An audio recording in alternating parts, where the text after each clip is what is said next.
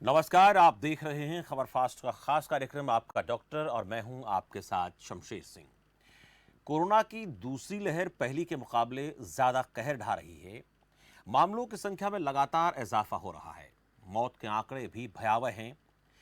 गले में संक्रमण होना कोरोना के प्राथमिक लक्षणों में से एक है, लेकिन सवाल यह है कि क्या गले का हर संक्रमण कोरोना हो सकता है? ये पहचान करना जरूरी है। इसके साथ ही नाक में पानी बहना, कान में दर्द होना जैसे दिक्कतें भी आम बात हैं। बदलते मौसम के साथ साथ परेशानियां और भी बढ़ जाती हैं। अब एक तरफ तो मौसम में बार बार परिवर्तन हो रहे हैं, वहीं कोरोना का विकराल रूप देखने को मिल रहा है। तो क्या कान, नाक, गले की परेशानियां बदलते मौसम में और बढ़ सकती हैं? इस पर बात करेंगे। कान, नाक, गले की कौन सी परेशानी ज़्यादा घातक हो सकती है, उससे कैसे बचा जा सकता है, ये जानेंगे हमारे खास कार्यक्रम आपका डॉक्टर में।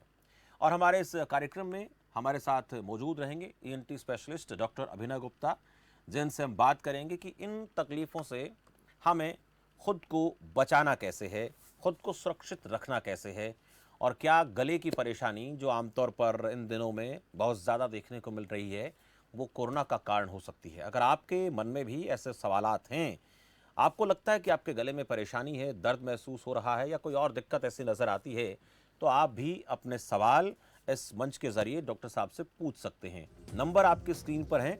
ये नंबर जो हैं ये आपकी स्क्रीन पर लगातार चलते रहेंगे।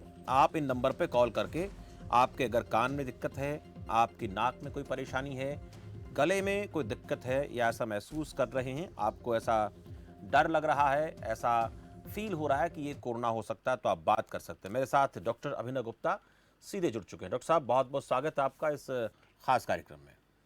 Thank you. डॉक्टर साहब, सबसे पहले तो यही जानेंगे आपसे कि लोगों के दिमाग में ये एक धारणा बन गई है और अक्सर ऐसा होता भी है कि आजकल हम देख रहे हैं, एक तो मौसम, कभी बारिश, कभी बहुत ज़्यादा गर्मी, कभी थोड़ा सा बदलाव आना, ये दिक्कतें हैं शरीर में बढ़ाने वाली कारणी चीज़ें बन सकते हैं। गले में परेशानी हो जाना और दूसरी तरफ कोरोना है। दोनों चीज़ों को अगर एक साथ लेकर चलें, क्या गले में परेशानी होना कोरोना का लक्षण हो सकता है या फिर मौसम में बदलाव इसकी प्रमुख वजह हो सकता है? देखिए, इस समय के जो माहौल है उसमें दोनों को साथ लेके चलना ही बेहतर है। जी। छोटे से छोटा सिम्टम भी कोरोना का हो सकता है और बड़ा सिम्टम हम सबको पता ही है कि बिल्कुल। फेफड़े खराब हो जाना, सांस ना ले पाना, वो तो है ही। जी। लेकिन छोटा मोटा गला खराब होना, जुकाम होना, ये सब भी कोरोना के लक्षण हो सकते हैं। यहाँ तक कि कमजोरी होना, सिर में दर्द होना, दस्त होना आजकल, और अब तो बच्चों में भी ये लक्षण देखने को मिल रहे हैं। तो सबसे पहली चीज तो यही है कि आप एनालाइज करें कि क्या हमारा कोई संपर्क या लार्ज गैदरिंग में हम गए थे, नहीं गए थे, या सिर्फ हम घर पे ही रहे हैं और अचानक से कुछ खा पी लिया है उस वजह से। तो अब इसका जो फैसला है वो खुद पेशेंट करे तो ज्यादा बेहतर है, जी। क्योंकि सिम्टम्स कोरोना के और आम बुखार के बिल्कुल सेम है। ये बहुत सही आप बता रहे हैं कि ये सब आजकल कॉमन देखने को मिल रहा है। और जैसे मौसम की बात हम कर लेते हैं, उसमें भी कई बार गले में खराश का हो जाना, ये भी दिक्कतें बड़ी आती हैं। सर्द गर्म भी कई बार हो जाती है। कई बार हम अचानक से ठंड से या ऐसी से बाहर निकल कर गर्मी में जाते हैं, वो भी कई सारी चीज़ें हो जाती हैं। इनकी पहचान कर पाना भी कितना आसान है किसी भी व्यक्ति के लिए? देखिए, जैसे मैंने बताया कि जांच कराना जरूरी है। अनफॉर्चुनेटली अभी थोड़ा सा जो माहौल है उसमें जांच इतनी आसानी से नहीं हो पा रहे हैं, तो घर पे रहना, प्रिकॉशन लेना, ये सब चीज जरूरी है। क्योंकि आम बुखार हो, चाहे आम वायरल फीवर हो, चाहे कोरोना हो, उसके जो आम सिम्टम्स हैं उनका ट्रीटमेंट सेम है। जी। सब में ही आप काढ़ा पीते हो, सब में ही आप वो नॉर्मल बुखार की दवा लेते हो, सब में ही आप रेस्ट करते हो, पानी पीते हो, एंटी एलर्जिक टैबलेट्स लेते हो, वही कोरोना में है। कोरोना में कुछ अलग नहीं है। तो चाहे ये मौसम की वजह से आपकी तबीयत खराब हो रही हो, चाहे वो किसी ठंडा और गर्म की वजह से हो रही हो, और चाहे कोरोना की वजह से हो रही हो, बिल्कुल। उसमें सबसे बड़ी चीज यही है कि आप घर पे रहें, और जब तक कि आपको पूरी तरह से आपको ये अंदाजा नहीं है कि किस वजह से है। और तो डॉक्टर इस साहब, समय तो क्या सबके इसमें लिए हम एक ही राय है कि हाँ, इस चीज का रेस्ट ही एक इलाज है।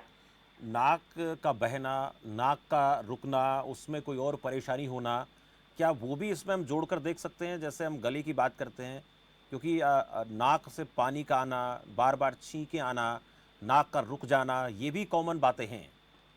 देखिए, दो दो ग्रुप्स के पेशेंट्स हैं। एक है जिनको लगातार ये चीज रहती थी कोरोना से पहले भी, और कोरोना के दौरान भी, और कोरोना के जो बीच में जब ये केसेस कम हुए तब भी। तो वो टिपिकल एलर्जी के पेशेंट्स हैं। जी। तो उसको पता है कि जब भी मौसम चेंज होता है या ऐसी चीजें होती हैं तो हमारे साथ ये चीज होती है कि हमारी नाक बंद होती है, नाक बहती है। तो जरूरी नहीं कि उनको कोरोना ही हो, लेकिन ऐसा भी नहीं है कि कोरोना नहीं हो सकता। हाँ, उन लोगों में प्रोन भी है वो कि वो कोरोना हो, बट वो लोग पहले से बहुत सारे एहतियात रखते हैं तो संभावना कम रहती है। लेकिन फिर जैसे मैंने बताया कि इस समय सिम्टम्स बहुत ज्यादा कॉमन है कोरोना के और आम बुखार के और आम वायरल फीवर के। तो इसमें जितना ज्यादा से ज्यादा इस समय एहतियात रखें वो ज्यादा बेहतर है। बिल्कुल डॉक्टर साहब, आपने बहुत सही कहा कि पहले से जो लोग अगर इस प्रकार की एलर्जी से पीड़ित हैं तो वो इसका खुद भी अंदाज़ा लगा सकते हैं, लेकिन अगर मान लेते हैं थोड़ा सा ज़्यादा उनको पहले के मुकाबले महसूस हो रहा है तो उन्हें जांच करा लेनी चाहिए। देखिए, जांच से ज्यादा बेहतर है कि आपका एज ग्रुप क्या है, आपके सिम्टम्स क्या हैं, क्योंकि जांच कराने से ट्रीटमेंट में कोई फर्क नहीं है। मैं बता रहा हूँ, जो युवा है जिनकी एज कम है और जिनकी इम्यूनिटी अच्छी खासी है, तो वो घर पे रहें, वो आइसोलेट रहें वो।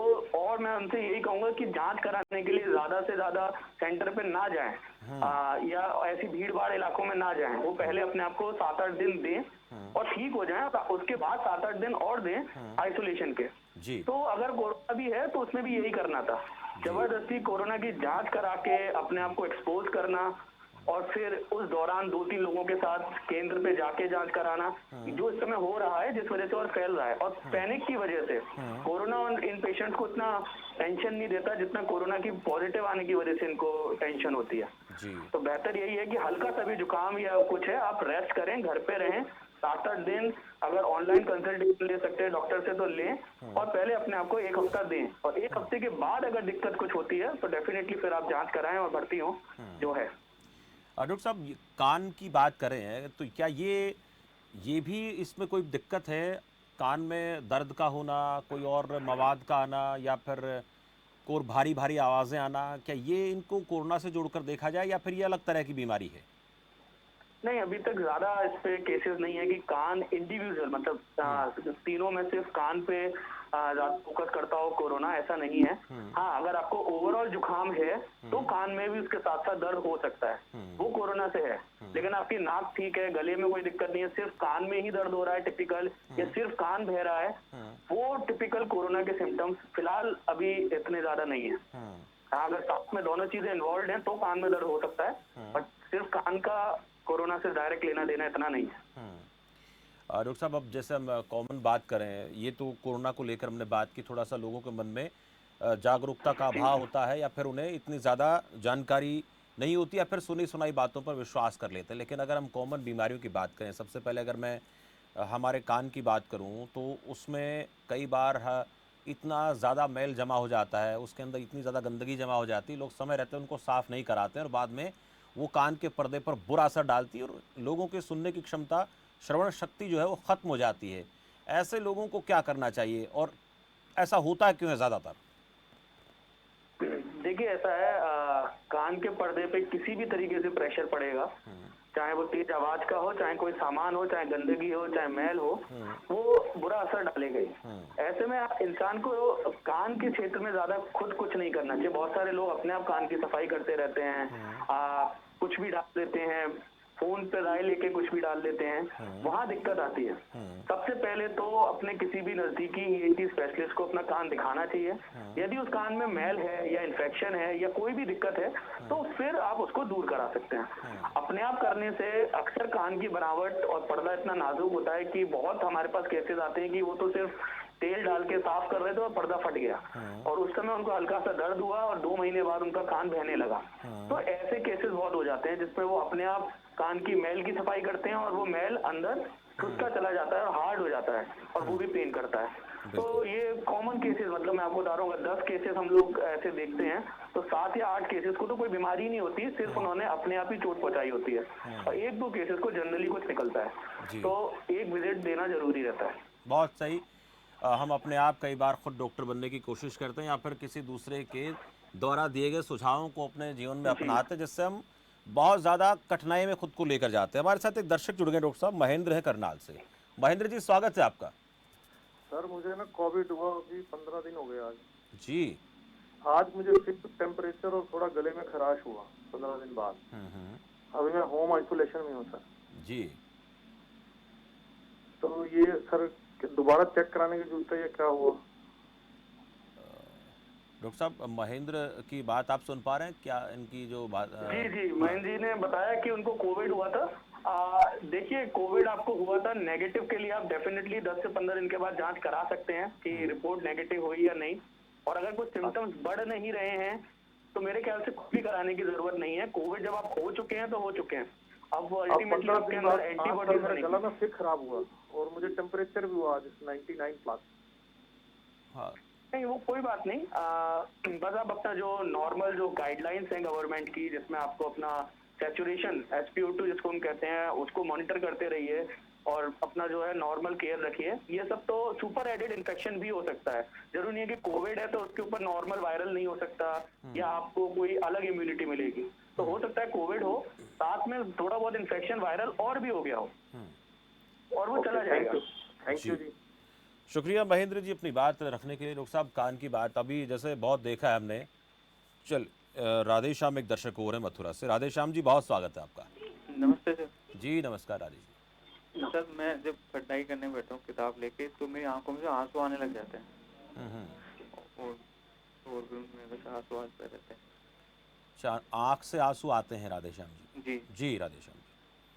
डॉक्टर साहब, ये कमजोरी का कारण है या कोई और वजह हो सकती है? देखिए, तो टिपिकल स्ट्रेनिंग की प्रॉब्लम है। स्ट्रेन जो पड़ता है जब आंखों पे, उस वजह से आंसू आते हैं। ठीक है, अगर सिर्फ नॉर्मल आंसू आते हैं तो कोई बहुत बड़ी चीज नहीं है। आप चश्मा लगाएं, आप अपनी आंखों को टेस्ट कराएं और स्ट्रेनिंग से बचें। अगर आप बहुत ज्यादा मोबाइल देखते हैं अंधेरे बैकग्राउंड पे तो ऐसी संभावना बढ़ सकती है।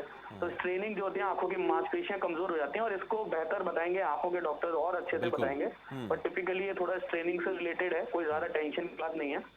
और पानी उसका आना बिल्कुल, बहुत ज़्यादा आज देखते हैं कि दिन में हम 3 से 4 घंटे तो मोबाइल का इस्तेमाल करते हैं, फिर पढ़ने बैठ जाते हैं, कुछ समय के लिए टीवी देखते हैं, तो फिर शरीर भी एक मशीन है, वो कितना झेल पाएगी। डॉक्टर साहब, एक और बहुत कॉमन चीज़ देखते हैं, हम गली बाजारों से गुजरते हैं तो बहुत से लोग जो है कान की सफाई करने वाले घूमते रहते हैं, कहते हैं कि कान का मैल निकलवाएं, साफ कराएं। वो अभी जैसे आप बात बता ही रहे थे, ये चीज़ें सच में हमारे लिए ठीक हैं या फिर नुकसान दे सकते हैं? दर्शक जुड़ गए मेरे साथ, दुग्गल किशोर जी हैं, जरा अपनी माफ़ कीजिए, वो चुगल किशोर साहब हैं, अपना नाम खुद भी बताएंगे तो बेहतर रहेगा, कई बार नाम में थोड़ी दिक्कतें हो जाती हैं। जी चुगल जी, स्वागत है आपका।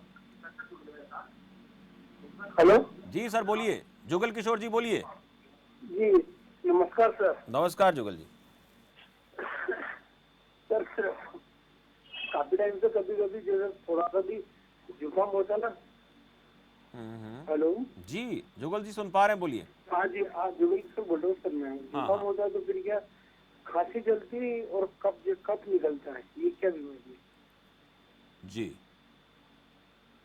डॉक्टर साहब, जुगल को सुना आपने? जुकाम होता है, खांसी होती है, बलगम साथ में निकलता है, ऐसी वो बात कहना। जुकाम तो निकल जाता है, मतलब ये मान लो कि खांसी चलना और कफ निकलना, ये क्या है? डेफिनेटली एक नॉर्मल बात नहीं है। अगर लंबे समय से ऐसा हो रहा है तो आप अपना डेफिनेटली आप सिटी स्कैन करा सकते हैं चेस्ट का। आप उसको देखें कि चेस्ट आपका क्लियर है या नहीं। कफ 2-3 दिन आना या ज्यादा से ज्यादा 1 हफ्ते आना ठीक है, पर अगर कफ का कैसा है वो भी मैटर करता है और कफ दिन में कितना आ रहा है वो भी मैटर करता है। तो आप बिल्कुल चेस्ट फिजिशियन के पास भी जा सकते हैं और उसको दिखा सकते हैं। जी शुक्रिया जुगल जी, अपनी बात रखी आपने और डॉक्टर से आप सलाह लेकर के आप किसी अच्छे स्पेशलिस्ट के पास जाएं, अपना सिटी स्कैन कराएं ताकि आपको परेशानी का पता लगे। हवा सिंह मेरे साथ झज्जर से हैं। हवा सिंह जी, स्वागत है आपका। नमस्कार जी। जी नमस्कार हवा सिंह जी। डॉक्टर साहब, मैं पिछले जून में एक हार्ट ये प्लास्टिक एंजियोग्राफी हुआ था, तो उसके बाद में जो खांसी की दस्तक सी रहती है लगातार, तो सुबह शाम जरूर होती है और हर बार तो रहती नहीं दिन में, लेकिन थोड़ा टाइम हो रहती है खांसी जी। तो उसके लिए बताओगे? देखिए, बहुत मोस्ट कॉमन साइड इफेक्ट है एंजियोप्लास्टी और एंजियोग्राफी का। बहुत सारे पेशेंट्स का जो हार्ट के बाद होता है ड्राई कफ, उनको काफी महीनों तक बना रहता है। तो सिर्फ एक ड्राई कफ का सिरप लिया करें और गले को मॉइस्ट रखें। जैसे हर बार बात कर रहे हैं, कुछ कर रहे हैं, तो बस पानी की मात्रा बॉडी में नहीं रखें।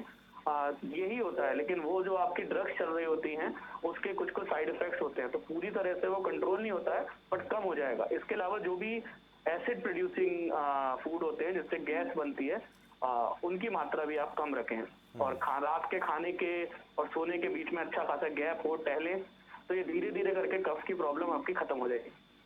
जी, शुक्रिया आवाज सिंह जी, अपने रुख साहब से जाना। रुख साहब कान को लेकर जैसे बात कर रहे थे, और जी ये एक बहुत से लोगों में देखते हैं हम, किसी डॉक्टर के पास न जाकर के या खुद हाइड्रोजन वगैरह का इस्तेमाल करके कान साफ कर लेते हैं। कितना उनसे नहीं, ये बचने? तो अगर आप चेक करेंगे कि ये जो बाहर खड़े होके जो लोग स्टेशन पे और उस पे जो साफ करते हैं, ये बहुत बड़ा स्कैंडल है।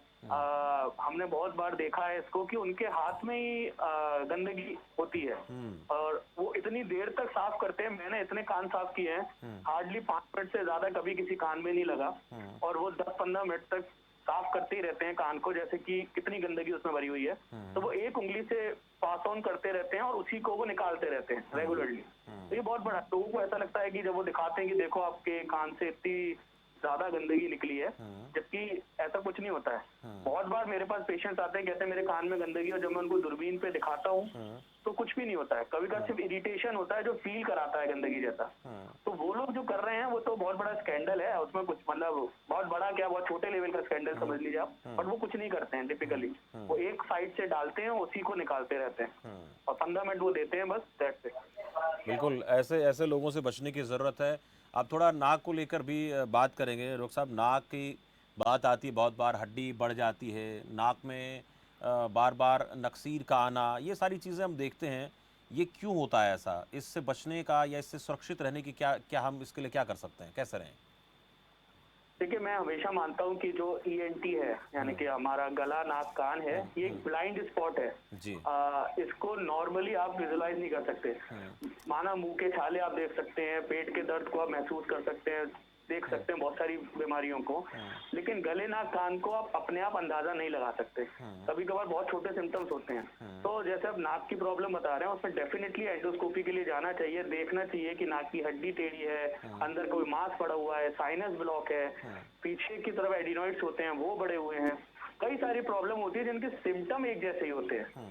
तो अब ये टिपिकली नहीं कह सकते कि नाक की हड्डी की वजह से ही नाक ब्लॉक हो रही है कि नाक के मांस की वजह से। तो हमेशा एक चेकअप जरूरी होता है, और उसके बाद आपकी चॉइस होती है कि आपको घर पे ही रह के वो ट्रीटमेंट करना है या रेगुलरली दिखाना है। बट एक बार दिखा के इस चीज को जरूर फैसला लेना चाहिए कि दिक्कत क्या है। लापरवाही ना बरतें, नहीं तो हम इतनी, ये शरीर के महत्वपूर्ण अंग, हालांकि शरीर का हर अंग महत्वपूर्ण होता है, पर ये बहुत ज़्यादा है, इसका ख्याल रखना पड़ेगा। मोहन मेरे साथ एक दर्शक जुड़ गए। मैं हमेशा कहता हूँ कि ये नाक जो है वो एंट्री पॉइंट है, और ये कोई और एंट्री पॉइंट नहीं है। कोई भी शरीर में एलर्जी अगर आपको भविष्य में होती है तो उसकी शुरुआत नाक से ही होती है। अगर वो आपका सिस्टम ठीक है तो बहुत सारी बीमारियों से आप बच सकते हैं। बिल्कुल। अब मोहन एक दर्शक है मेरे साथ जयपुर से। रुख साहब, पूछ लेते हैं क्या पूछना चाहते हैं। मोहन जी, स्वागत है आपका।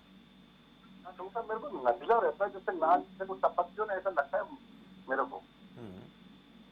इसका क्या इलाज रहेगा? जी देखिए, जैसे मैंने पहले बताया मोहन जी, बात यही है कि आपको वो चीज रूल आउट करवानी चाहिए कि ऐसा हो क्यों रहा है। हमारा काम सिर्फ दवाई लिखना नहीं होता है। बहुत सारे लोगों को लगता है कि जुकाम की दवा तो सिंपल है और आप गूगल करेंगे तब भी मिल जाएगा, पर मेन प्रॉब्लम ये है कि ऐसा हो क्यों रहा है। तो इसलिए एक नेजल एंडोस्कोपी, छोटी सी जांच होती है, वो करानी आवश्यक है। इससे आपको ये मालूम पड़ जाएगा कि दिक्कत क्या है।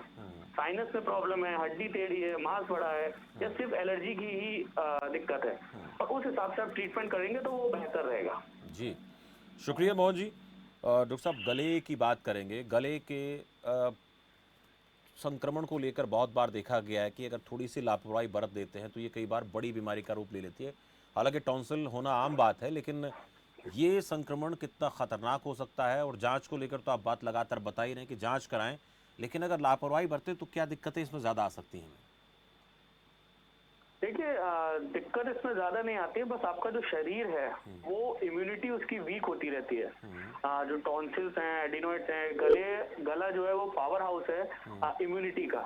अभी भी आप देख रहे हैं कोरोना के केस में, क्योंकि वहाँ पे इतने ज्यादा सेल्स होते हैं, हर बैक्टीरिया, हर वायरस इस जगह को अपना उसके लिए बहुत अच्छी जगह होती है फलने फूलने के लिए।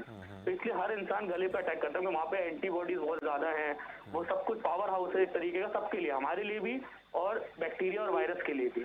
तो उसकी केयर करना जरूरी है, जिसमें हमेशा कहता हूँ कि खाने के बाद हमेशा आपको कुल्ला करना चाहिए।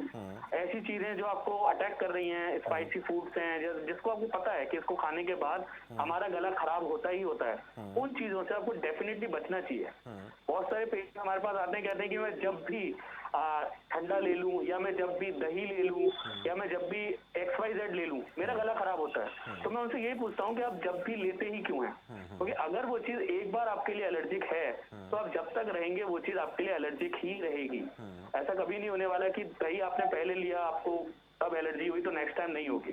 तो ये चीजें लोग अपने आप कर सकते हैं। बाकी तो अगर कोई सीवियर सिम्टम्स हैं तो उसका ट्रीटमेंट कराना चाहिए। डॉक्टर साहब, एक और अहम बात पूछूंगा आपसे मैं कि ये चीज़ें हम देखते छोटे छोटे बच्चों में भी आजकल कॉमन हो गई हैं। हालांकि पहले ऐसी चीज़ें देखने को नहीं मिलती थी कि नाक में परेशानी है, गले में किसी को दिक्कत है, या आँख में कोई परेशानी। अब तो छोटे बच्चों से लेकर युवाओं में भी, बड़े बुजुर्गों में, सब में देखी जाती हैं। थोड़ी सी अगर हम सावधानी बरतें, तीनों चीज़ों को एक साथ मिलाकर मैं समझना चाहूँ, क्या करना चाहिए? खाने को लेकर हम बात कर रहे हैं, हवा पानी को लेकर हम बात कर रहे हैं, मोटे तौर पर क्या कर सकते हैं ताकि इन चीज़ों को इम्यून के लिहाज से बेहतर रखा जा सके? देखिए इस एनवायरनमेंट में जहाँ पे पोल्यूशन बहुत ज्यादा है, जहाँ पे आपका आउटडोर एक्टिविटीज बहुत ज्यादा हैं, तो आप पूरी तरह से तो नहीं बच सकते। लेकिन एक चीज जो मैं हमेशा राय देता हूँ कि आप जब भी घर से बाहर निकल रहे हैं, आप गार्गल करके बीटाडीन या क्लोरहेक्सिडिन का जो आते हैं नॉर्मल सॉल्यूशन, जिसको लिस्टरीन बोलते हैं, उस तरीके से आप गार्गल करें। और जब आप घर पे वापस आ रहे हैं तो फिर से एक बार गार्गल करें। तो एटलीस्ट जो बाहर का जितना आप रिड्यूस कर सकते हैं वायरस लोड को, डस्ट के लोड को, वो कर सकते हैं। और हर खाने के बाद आप जो है नॉर्मल कुल्ला करें। तो ये एक हद तक 60 to 70% आपको प्रोटेक्शन देगा कि गले में वो चीज जो एलर्जिक है आपके लिए वो कम देर तक रहेगी। और बाकी तो फिर अगर कोई ट्रीटमेंट लेना है, कुछ भी है, तो वो चेकअप है ही। लेकिन ये एक नॉर्मली हर इंसान एक हेल्दी हाइजीन, जिसको हम कहते हैं नेजल हाइजीन, में नेजल डूशिंग भी आती थी पहले, लोग जल नीति करते थे, हम लोग प्रेस्क्राइब करते हैं। और ऐसे ही कान के लिए रहता है कि आप उसको खुजाएं ना तेल डालें, कुछ भी ना करें कान के लिए, तो पानी से बचाएं बस। तो ये चीजें आप नॉर्मली हर इंसान करे तो काफी हद तक 60 to 70% उन्हें जो नॉर्मल सिम्टम्स हैं वो नहीं होंगे। ये बहुत अहम बात है डॉक्टर साहब, आपने आज इस खास कार्यक्रम के ज़रिए लोगों तक पहुंचाने की कोशिश की। एक और जैसे बहुत बार ये भी होता है कि जो हम अपने शरीर में जो डाइट लेते हैं, बहुत ज़्यादा लोग चाय का सेवन करते हैं, बहुत ज़्यादा लोग अल्कोहल का सेवन करते हैं, उनका सीधा जो इफ़ेक्ट पड़ता है हमारे फेफड़ों पर जाके पड़ता है, हमारे गले के ऊपर जाकर पड़ता है। ये कितना ख़तरनाक हो सकता है? हालांकि बहुत से लोग कहते हैं कि ये चीज़ हम इसलिए लेते हैं, थकान उतारनी है या फिर कोई और एनर्जी लेवल बढ़ाना है, ऐसी चीज़ें लोग बातें करते हैं। इनको क्या कहेंगे आप ऐसे? हाँ, देखिए हर चीज की अति जो है वो नुकसानदायक है, सिंपल सी बात ये है। और अगर एक कंट्रोल एनवायरनमेंट में आप कंट्रोल अमाउंट में कुछ भी लेते हो तो उसका नुकसान बॉडी पे नहीं होता। इतना बॉडी के पास क्षमता होती है कि उसको वो वॉश आउट कर सकती है बॉडी से। लेकिन अगर आप उसकी वॉश आउट की क्षमता से ज्यादा उसको दोगे, कोई भी चीज हो, चाहे आप खाना उतना खा रहे हो जितना पचा सके तो ठीक है, लेकिन आप खाना उतना ज्यादा खाने लगोगे, लाइक क्या कहते हैं डाइट अच्छी लो लेकिन ज्यादा ले रहे हो तो भी आपको ओबेसिटी होगी। तो उसमें ऐसा नहीं है कि नहीं होगी। तो वही अल्कोहल का है और वही किसी और अन्य चीजों का है, चाय भी हो, चाहे कॉफी हो, कुछ भी हो। मास्क को लेकर बात होती है, आजकल ये ज़िंदगी का बड़ा हिस्सा बन गया है। मैं आपको भी देख रहा हूँ, आप भी हॉस्पिटल में, आप मरीजों से लगातार मिलना रहता है। हम क्या 24 घंटे मास्क लगा कर रखें, घर से बाहर रहें तब, या फिर इसका भी लगातार लगा के रखना ये भी हमारे लिए ख़तरे का कारण बन सकता है? इसको कैसे हम अपने आप को इससे फ्रेंडली भी रखें, लेकिन इससे अगर हमें बचना हो तो कैसे बचें? देखिए आपने बहुत अच्छी बात की है और आपके माध्यम से ये चीज क्लियर कर दें कि मास्क तो अभी लोगों के समझ में आया है। अब आप ये समझ लीजिए सीट बेल्ट गाड़ियों में सालों से आ रही है। अगर कल को चालान जब कटने लगेगा तो इंसान तब सीट बेल्ट पहनता है, बट ऐसा नहीं कि सीट बेल्ट की इंपॉर्टेंस नहीं थी। सेम चीज मास्क की है। अगर आप बाहर निकल रहे हैं, पॉल्यूशन अब भी है, डस्ट पहले भी था, कोरोना से पहले भी था, कोरोना के बाद भी रहेगी। ये चीजें नाक को ड्राई करती हैं, नाक में लगातार एलर्जी और इन्फेक्शन करती हैं, भले ही कोरोना नहीं करती हैं। अगर आप नॉर्मली भी इंसान इसको अपनी लाइफ का पार्ट बना ले, हर बार बाहर निकल के मास्क पहने, तो आपको बहुत सारी बीमारियां बच सकती हैं। आपकी नाक एक तो ड्राई नहीं रहेगी। बहुत सारे हमारे पे पेशेंट्स आते हैं जिनको एपिस्टेक्सिस यानी कि नाक से खून आता रहता है, बहुत सारे पेशेंट आते हैं जिनको लगातार जुकाम रहता है, और वो सब बच सकते हैं क्योंकि नाक का काम है ह्यूमिड रहना, उसको हल्का सा मॉइस्ट रखना। और अगर आप मास्क लगा के बाहर घूमते हैं तो आपको कोई भी ये दिक्कत घर आके नहीं होगी। तो मास्क अगर आप रेगुलरली यूज करते हो, जो करना चाहिए, चाहे कोरोना रहे या ना रहे, बाहर निकल के डेफिनेटली करना चाहिए। बहुत सारे लोग हैं, मैं हूँ, जब मैं आपसे बात कर रहा हूँ, बहुत सारे पार्टिकल्स मेरे मुंह से निकल रहे हैं, तो बैक्टीरियल इन्फेक्शन के चांसेस है। तो मैं चाहूंगा कि भले ये खत्म हो जाए, लेकिन मास्क की प्रैक्टिस लाइक की एक हेल्दी प्रैक्टिस होनी चाहिए, हर इंसान के साथ होनी चाहिए। जी डॉक्टर साहब, बहुत शुक्रिया। डॉक्टर अभिनव गुप्ता, इस खास चर्चा में आप जुड़े। आपने ऐसी कॉमन बातें बताई हैं जिनका अगर हम ध्यान रखें तो हमारे कान को, हमारी नाक को, हमारे गले को हम सुरक्षित सेफ रख सकते हैं। और मास्क को लेकर बेकार लोगों में कई बार ये एक वहम हो जाता है कि लगातार मास्क मुंह पे लगा के रखते हैं तो फिर हमें सांस लेने में दिक्कत होती है। लेकिन एक बड़ी बात बताई कि मास्क अगर आप बाहर निकल कर पहनते हैं तो केवल कोरोना से नहीं, और तमाम ऐसे जीवाणु, कीटाणु इन्वायरमेंट में हैं, ऐसी धूल मिट्टी के कण हैं जो हमारे नाक में, मुंह में जाते हैं तो हमारे लिए वो बहुत ज़्यादा खतरनाक हो सकते हैं। इसलिए इन चीज़ों का ख्याल रखें, ध्यान रखें। और कोरोना के लक्षण, सिम्टम अगर आपको नज़र आते हैं खुद के अंदर, तो अगर बहुत ज़्यादा दिक्कत नहीं है तो आइसोलेट हो जाएं, और फिर भी अगर परेशानी है तो फिर जांच ज़रूर कराएं। ये आज हमने हमारे इस खास कार्यक्रम के दौरान जानने की कोशिश की। फिलहाल आपका डॉक्टर में इतना ही। आप देखते रहिए खबर फास्ट। नमस्कार।